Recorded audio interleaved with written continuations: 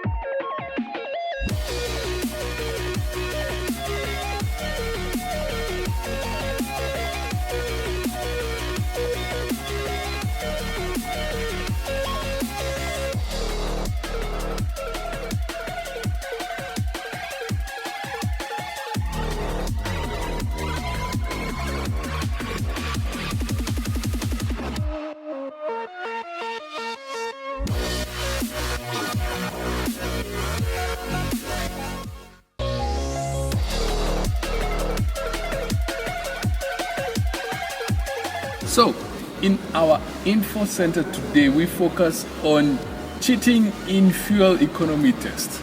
Well, this is a practice that has been going on for the past 25 years.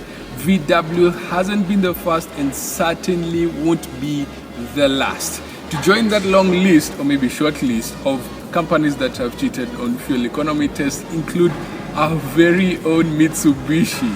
We love you, Asians, but why? Why did you have to do this? Now, the main topic is the fact that Mitsubishi will now, 34% of Mitsubishi will now be owned by Nissan. Yes. So the deal has been finalized, and they'll be sharing not only the technology, car platforms, also other manufacturing secrets, which will make probably both Mitsubishi and Nissan become a giant. I'm pleased to announce that Nissan and Mitsubishi Motors have today agreed a far-reaching strategic alliance. This transaction represents a potential win-win for both of our companies and promises to deliver significant synergies and growth opportunities. 重ねて申し上げますが、私どもが信頼を取り戻すのは容易なことではありません。日産自動車様とのアライアンスを通じて、この困難な目標に向かって歩き始めます。I would not be putting 237 billion yen in a company if I was not optimistic about the prospect of the company. So I'm voting with the money of Nissan. So I believe there is a lot of potential in cooperation with Mitsubishi. This being said, there is not only positive synergies, there are also some risk. But the opportunities by far outweigh the risk. And particularly, well, the risk is not to make the changes. But it's impossible not to make the changes because we're going to have 34% of the company. So we're going to make sure change will happen. So this may be a power move by Nissan to position itself as a leading car manufacturer in competition with maybe, let's say, Toyota. Who knows? But that has been your news for today. I'm Emmanuel, and that's been your info center for today. That's what's up.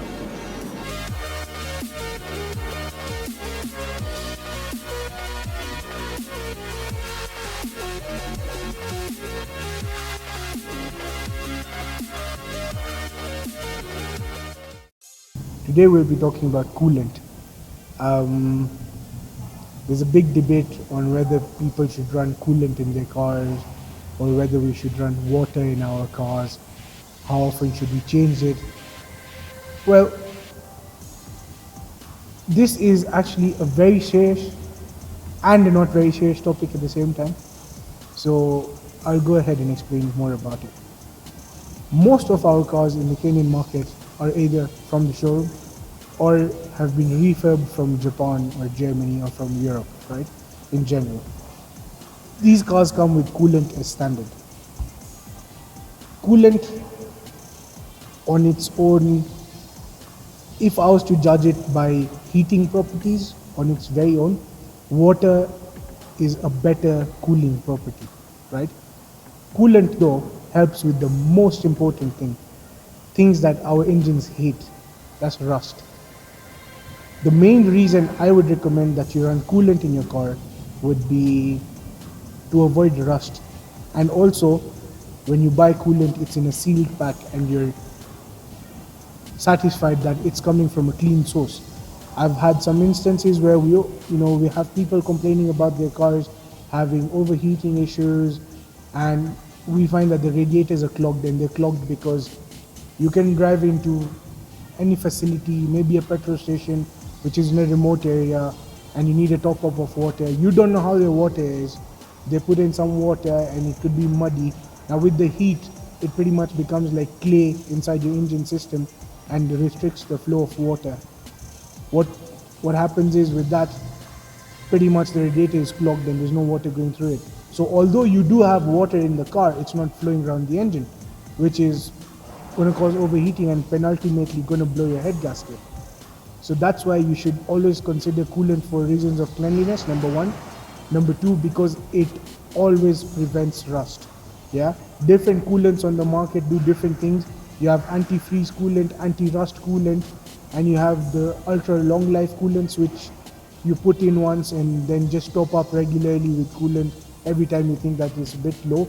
You don't need to change them for 1 or 2 years, which is on average driving. I think each car, most average cars are serviced maybe twice a year. So after that's 2 years or 20,000 kilometers, I think coolant's not very expensive. A good quality coolant goes for each normal saloon cars will take about 5 to 7 liters of coolant, and I think that's not more than 4 or 5,000 shillings. So you should make it a point to change it every once a year. I think every once a year is a very, very good timeline for you to change coolant in your car. Another reason you should change coolant in your car is the water pump. Our water pump, depending on different makes, are made of either cast iron or aluminium. Aluminium is more resistant to rust, but the blades on the pump on the inside are not aluminium. So they're susceptible to rust, and therefore, if you have a rusted water pump, you will not get adequate cooling in the car.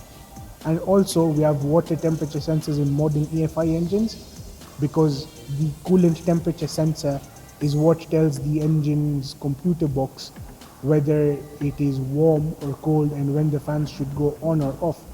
And therefore you should be very careful with the brand of coolant you buy, and try and avoid powder-based coolants, because these powder-based coolants tend to wrap themselves around the coolant sensor, therefore messing up with the readings that the computer box sees.